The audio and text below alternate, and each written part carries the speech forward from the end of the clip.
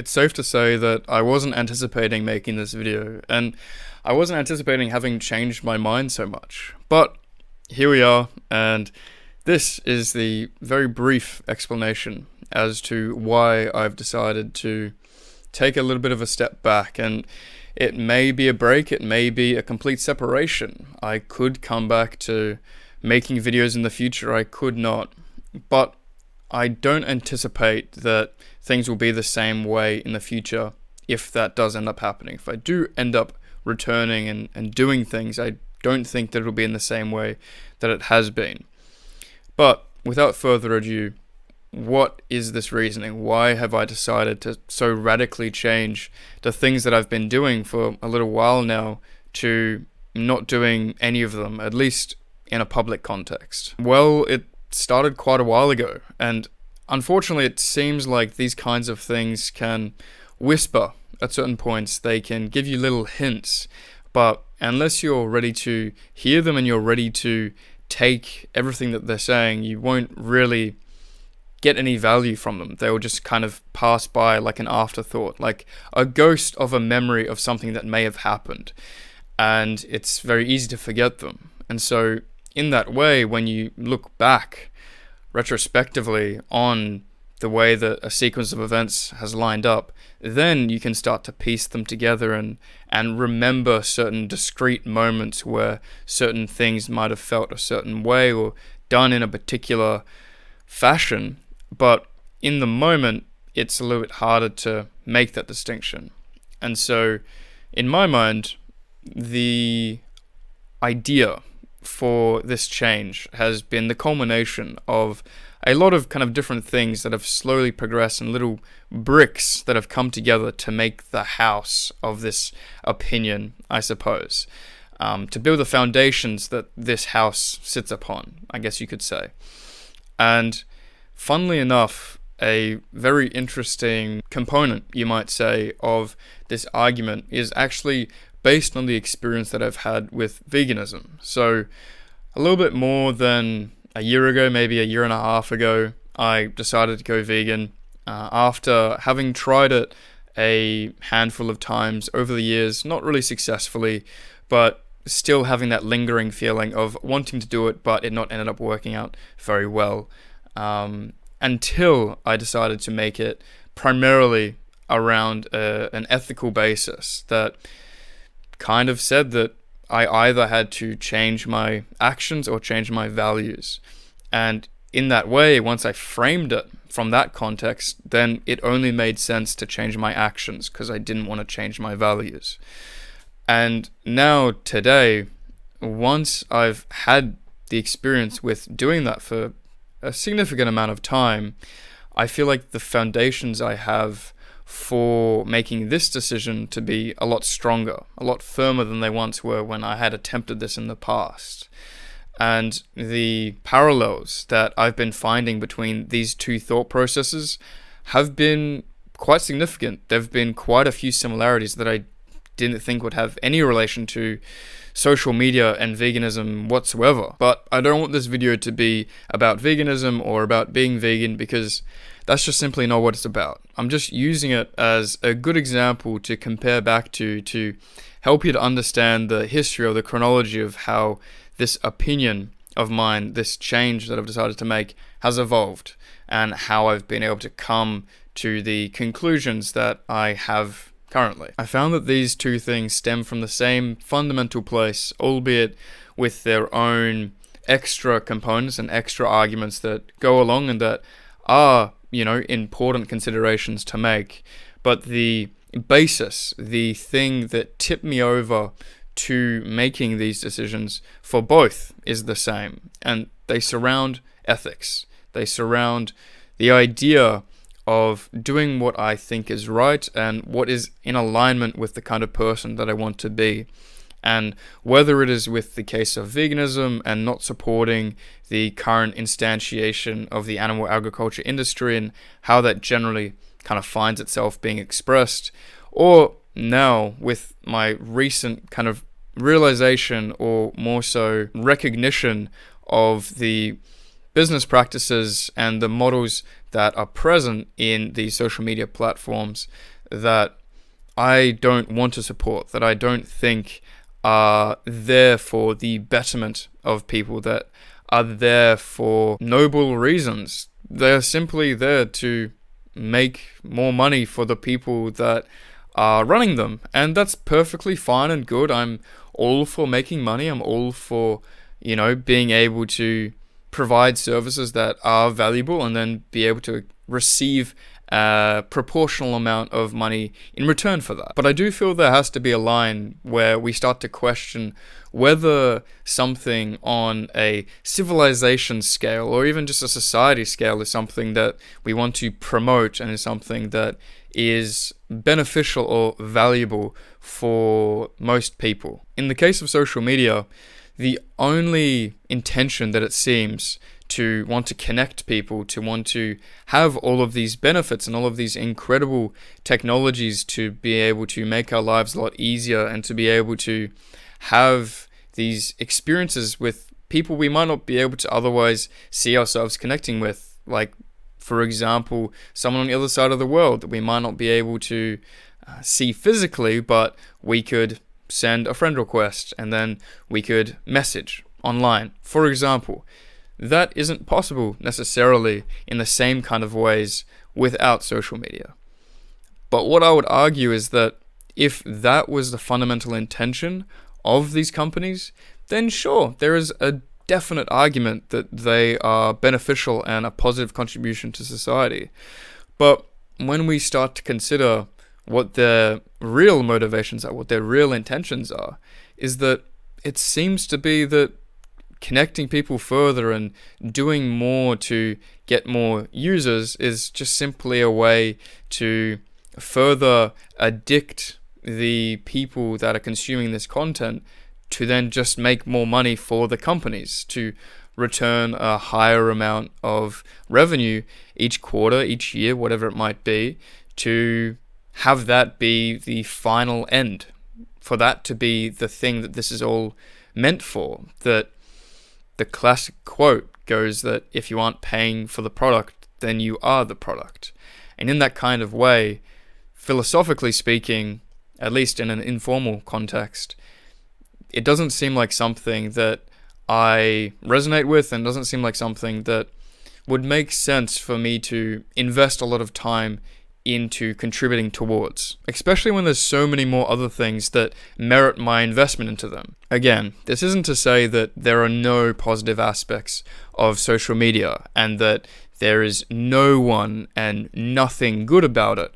There is absolutely creators and people that I've watched and I've consumed their content that has been beneficial and has been very valuable for me and has been useful to help me to understand certain concepts or certain things that I might not have otherwise realized, or may have only realized later down the track. Hey, Editing Matt here. I realized that there was a point that I forgot to mention in what I recorded yesterday that I think is really important to include in this video. So here it is. When someone is creating content with the intention of wanting to inspire or educate or in some way provide support or a community that is able to help an individual with a particular thing, then I think that's fantastic. I think those individuals are doing it for the right reasons, and they don't necessarily have to agree with the algorithm. They don't necessarily have to agree with how these business practices occur, because unfortunately it's just the best way to acquire new people to whatever they are doing. And if it's for the right motivations and it's for the right reasons, then getting more people to follow along and to participate in these movements is ultimately beneficial and is ultimately for the best. And so in that way, I think it's a lot easier to give them a pass in this kind of context. But these individuals are wanting to do this as their full-time occupation. They're wanting this to be their role in society. Whereas I feel like when I reflect that perspective back on myself, I realize that the legacy that I want to leave isn't one based through content creation. Primarily, let's say it's through the advances that I want to make in medical technology, more so than the following that I might have around particular philosophical ideas or ideals that I can promote and share to the world. Sure, creating a community surrounding these kinds of ideas may very well be very beneficial and may very well be contributing quite a lot of good into the world, but I feel as though if I am to spread myself too thin, then I am to dilute my priorities. And when I do that, then the likelihood of me doing things to the extent to which I want to becomes a lower and lower probability. And so in that kind of way, it's made less and less sense for me to contribute and to participate more and more in this kind of way. And so, broadly speaking, that is why one of the reasons I think it's important in this next stage to take a step back and to, as I've been saying, recalibrate and reset. So that is the important point. I appreciate all of my YouTuber friends and everyone else that is making content with that wholesome, positive intention. This isn't to denigrate or to dismiss them whatsoever. It's just simply to say that it's made less and less sense for me due to these reasons. So that's it. And so, yes, there is value. Yes, there is positive things that are occurring on these platforms. But the idea is that that is almost irrelevant when it's stacked up to the overall philosophy of the business model and the overall intention that the business is providing to its users. But even though obviously every business and every company cannot be perfectly moral and ethical, nor can any single human being. There's always going to be moments where things go wrong and people make the wrong choice, and that's okay. But I think as long as the fundamental underlying intention for the work that they're doing is sound, then there may be a chance for it. But if it is something that is actively net negative in a lot of respects, we should put a little bit of extra awareness around the choices that we're making with regards to it. Is it one of convenience or is it one of conscience? However, I feel that thinking these social media companies have our best interests at heart is at best naive. Not to become some kind of conspiracy theorist, we live in a society kind of vibe, but overall, I would say that it's very, very easy to take technologies like these and to consider them as probably integrated into our lives as a technology could be that is not directly implanted into our body due to the different kind of circuitries that they stimulate in terms of these unconscious awarenesses of, you might have heard of the phantom vibrate, where you have your phone in your pocket and you feel as though it's vibrated, but then you check it and nothing's there. It's just a psychological phenomenon that has started to occur due to the rise of these kinds of technologies, specifically through heightened use of social media, it appears. Again, not trying to make this a conspiracy theory video, but in all respects, it seems like the dangerous aspects of these technologies haven't been appropriately accepted by the majority of people. Just like certain other inconvenient potential truths might not be accepted by certain people due to the nature of their existence. At this point, it seems that there's more than enough empirical data to suggest that there's problems going on. There's problems that should be rectified, even outside of the more philosophical or ethical considerations that I've been talking about for the rest of this video, in the context of, let's say, something like climate change, to bring another heated topic into this video for comparison. It's pretty difficult, if not almost impossible, to dismiss the copious amounts of accumulated data that has been gathered in the context of something like climate change. Much like in a similar kind of way, maybe not to the same extent, with social media, there appears to be warning signs. There appears to be things that we need to be aware of in terms of how these technologies are progressing and being used. This may sound like Ludditism, but it's not necessarily the technology itself. It's simply the direction in which it has progressed in the business models that have been developed and the underlying drives and motivations that these companies have had to increase profits year on year, quarter on quarter. And I might hear you saying, well, Matt, do you have any solutions? What would you do differently? I have nothing. There's nothing else that I can provide that would probably be of any use. I am unfortunately not an expert, and at this point, the only course of action that really makes sense to me is to opt out, is to decide that this isn't something for me, and that I owe it to myself to at least try something different. I owe it to myself to give myself the opportunity of experiencing something different. And if it turns out that, hey, things are pretty much the same and that it really wasn't that deep and that things are okay, then it wouldn't make sense for me to decide to stay in that place of not engaging and not contributing things.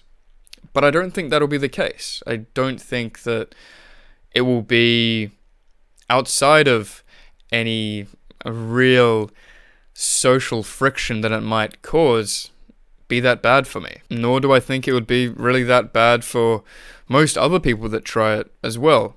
In that kind of way, it's not that this is something that is special and unique to me. This is just a slightly different calibration that I'm interested in exploring more deeply than I have in the past. In the coming days, I'm still going to be figuring out how all of the finer details are going to come together and how this transition is really going to work. But as a broad stroke, I want this to be a chance to reset, recalibrate, and really just refocus on what is truly important to me and what really matters in my life. Because at the end of the day, our time is limited, and there's only so many things that we can see ourselves actually doing. So it's important the things that we choose to spend our time on and the priorities that we make. I didn't want this video to be too long, but I also don't feel like I said much in it, which is unfortunate because I can feel that it's getting quite long. So to round things out, to provide a final conclusion or summary to this video, I want to do something that is uncomfortable and inconvenient and to some extent difficult in the kind of culture and society that we find ourselves in.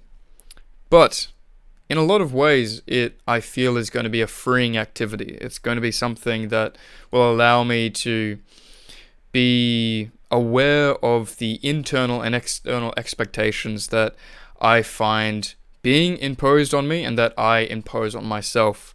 And in that kind of way, it'll, I believe, help to reshape and reframe the experiences that I have and the experience of myself through the process of living my life and my day-to-day activities. Being able to be more present with what I am doing. Again, not to say that I'm not going to be recording memories or capturing these important moments. That's still going to be there, but the intention of uploading that to some further place will just be the difference. But to have these moments and to have these lessons and learnings as an internal reservoir of something that I keep track of just simply for my own record will be, I think, a very interesting shift in direction and a good opportunity for me to be certain in the fact that the things that I capture are absolutely for me, and they are absolutely just as a means that I can look back on and relish in them, as compared to the times where there can be that subtle motivation of, hey, that'll look good on Instagram. Oh, hey, I think that person might be impressed if I posted this. Sure, there are times where we fall into those traps, and it might not be all the time, and that's okay. Mistakes are made.